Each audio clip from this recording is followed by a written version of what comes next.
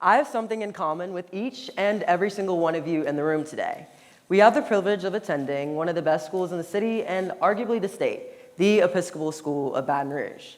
And here at EHS, we benefit from rigorous curriculum, state-of-the-art classrooms, and college-level faculty and staff. We graduate with our E-degrees, more than prepared to go on as successful change agents in our communities.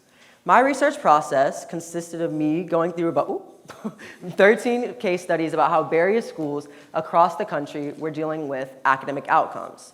These schools chose a variety of means and ways to close these opportunity gaps and outcomes, so the following illustration I'm about to run through is inspired by those scenarios. Now, at this point, you may be wondering why there are two desks up here with two backpacks sitting next to them. Well, that's because I'm about to illustrate a point to y'all, and you're going to help me run through it. Let's take Abby and Alex. Abby and Alex go to the same independent prep school, and they're in the same freshman class.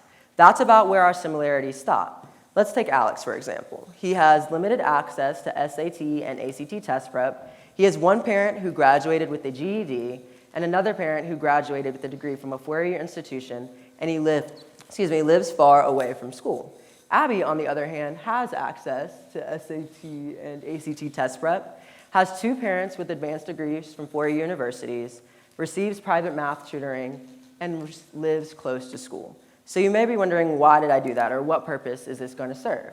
Well, that's because these are opportunity gaps, and you also may be wondering, what is an opportunity gap? Well, opportunity gaps are the arbitrary circumstances that determine people's chances in life. So things like race, socioeconomic status, and even zip codes sometimes determine people's opportunities rather than everyone having the equal opportunity to succeed. So let's take Alex and Abby. It could look like things like having access to private math tutoring or not having that access, or living in close or far proximity to school. So you also may be trying to assimilate yourself with either Alex and Abby, and that's completely okay. I'm not here to shame you or anything like that. I'm merely bringing awareness to the effect that chance has on the overall education system at hand. Even when I was developing this presentation, I found myself assimilating much more with Abby than I did with Alex, as I've had two parents with advanced degrees from four universities, and I received private math tutoring. But throughout this presentation, I ask that you work against your human nature, remain impartial, and be open to the bigger picture.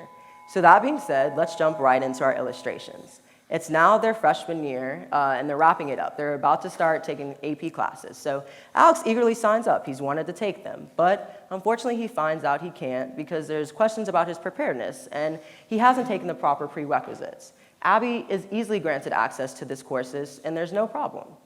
It's now their junior year.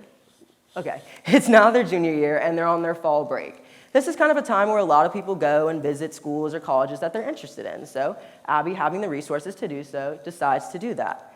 Alex, on the other hand, doesn't have those same resources, so he's limited to looking at the brochures and articles and websites of the schools he's interested in.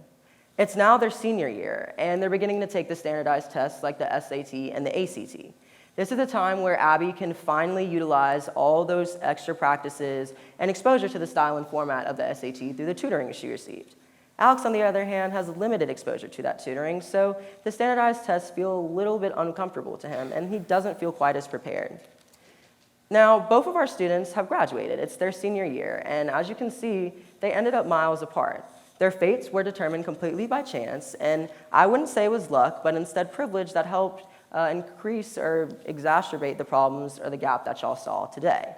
So at this point, we also may be trying to figure out what can we do about this, or how can we handle this, and how did Alex end up so far away from Abby? Well, it's little things like the arbitrary circumstances that I mentioned earlier. So things like Abby having good family support, and her parents taking her to museums and concerts and exposing her to a wide range of vocabulary and things like reading. These are all things that don't really seem important, but they pay really big dividends when a person enters school. Alex didn't really have that same family support, so he was also left at a disadvantage, and that's how we saw the gap get even bigger today. Now, social psychologist Paul Piff conducted a fascinating study in which he observed how players played Monopoly. He assigned the players to either the rich or the poorer player, with the richer player receiving twice as much money when passing go, starting with both dice, and receiving twice as much money when starting. So quickly, as you all probably put together, there was a system in place, and a hierarchy was immediately established, with the richer player easily moving around the board and having great flexibility in doing so. The poorer player, unfortunately, had limited flexibility around the board and had a difficult time catching up or trying to exceed the richer player. So at this point, how does that apply to Alex and Abby? As I mentioned earlier, those little arbitrary things like reading, having exposure to vocabulary, make dividends when getting ready and getting prepared for schools. So at this point, you may be wondering, like, what can be done? Well, essentially, differences in preparedness levels lead to differences in academic outcomes. Now, what can be done about that? Throughout my research, I found that social integration is the best means to do so. Also, what is that? Well, social integration aims to create classrooms that reflect the racial and socioeconomic diversity of a given area to help enrich the education experience for all involved. So had Alex's classroom been better integrated, he may have felt more comfortable reaching out for support and hopefully to help close those gaps between him and Abby. When integrated classrooms are done well, it is possible to reduce the academic achievement gaps and boost and maintain academic performance for all student subgroups.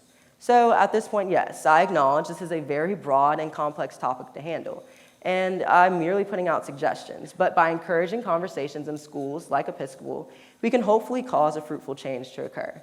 We can be the change agents that strive to create classrooms that are diverse on racial and socioeconomic levels, and we can be those change agents for not only the city, but the region.